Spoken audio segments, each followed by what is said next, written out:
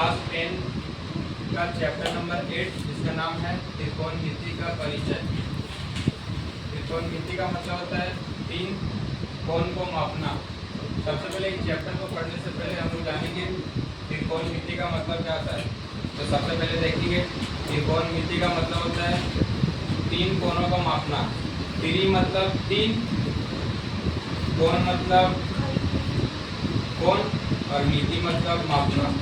जब हम लोग किसी तीन कोण को मापते हैं उसे त्रिकोणमिति कहते हैं। मिति में पढ़ेंगे समकोण त्रिभुज, और समकोण त्रिभुज उस त्रिभुज को कहते हैं जिसका कोण 90 डिग्री का होता है। तो सबसे पहले हम लोग लिखेंगे समकोण त्रिभुज किसे कहते हैं, जिस त्रिभुज का एक कोण 90 डिग्री का हो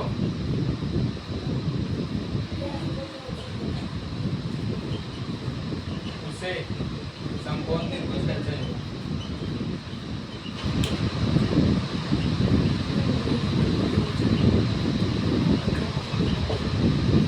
हम लोग देखेंगे समकोण त्रिभुज कैसा होता है।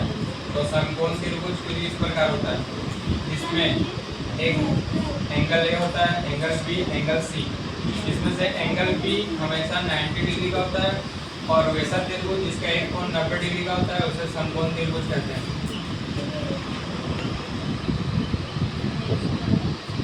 अब हम लोग देखेंगे समकोण त्रिभुज में लंब किसे कहते हैं, आधार किसे कहते हैं, कर्म किसे कहते हैं। तो सबसे पहले समकोण त्रिभुज छापेंगे ABC, और इसमें एक कोण 90 डिग्री का रहेगा।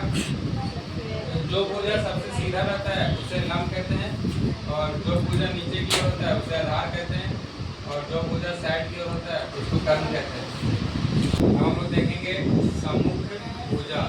सम्मुख मतलब होता है सामने, और भुजा मतलब भुजा। तो सम्मुख भुजा का मतलब होता है सामने वाला भुजा।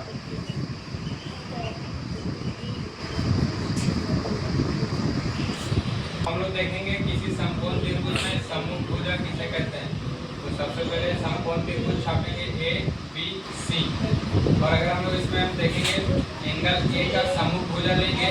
सम्मुख मतलब सामने वाला, इसका सामने हम लोग देखेंगे तो BC है। तो एंगल ए का सम्मुख भुजा हो जाएगा BC, और ये जो BC है वो अगर सम्मुख भुजा, सम्मुख मतलब सामने वाला भुजा। तो हम लोग एंगल बी का सम्मुख भुजा देखेंगे।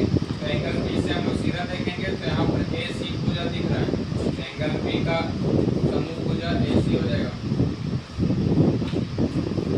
फिर हम लोग एंगल सी का सम्मुख भुजा देखेंगे। तो एंगल सी से हम लोग सीधा देखने पर हम लोग AB भुजा दिखेगा। तो एंगल सी का सम्मुख भुजा हो जाएगा AB। हम लोग देखेंगे सम्मुख भुजा के बाद संलग्न भुजा। संलग्न भुजा का मतलब होता है किसी एक के कोण से बनने वाले भुजा।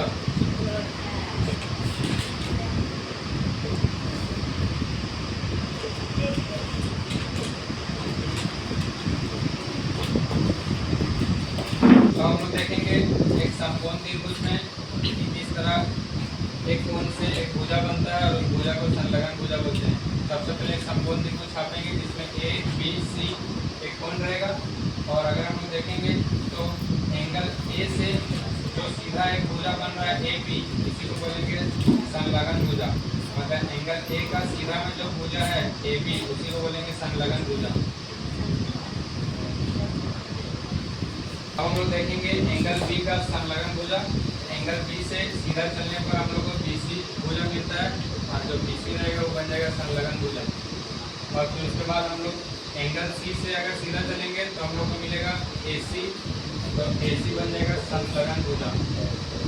संलग्न भुजा मतलब किसी एक कोण से चलने पर जो भुजा प्राप्त होता है उसे संलग्न भुजा कहते हैं।